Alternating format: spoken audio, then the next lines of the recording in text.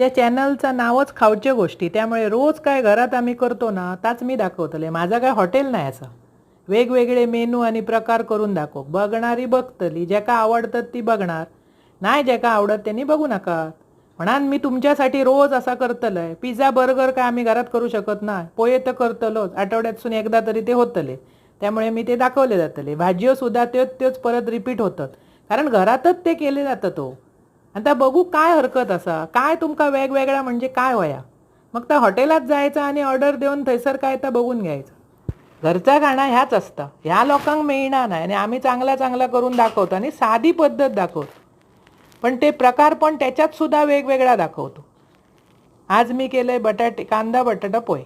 एक कढई घेतलं, त्याका मोहरी आणि कढीपत्त्याची फोडणी, बारीक चिरून कांदो, बारीक चिरून मिरची, वरसून हळद घातलं, भिजवलेले पोहे घातलं, किंचितशी साखर, चवीपुरता मीठ आणि वरसून घातलंय खोबरा, त्याच्यावर फरसाण पेरलं. अशी करा, खावा. आवडतले तुमका आणि आवडलाय चॅनल सबस्क्राईब.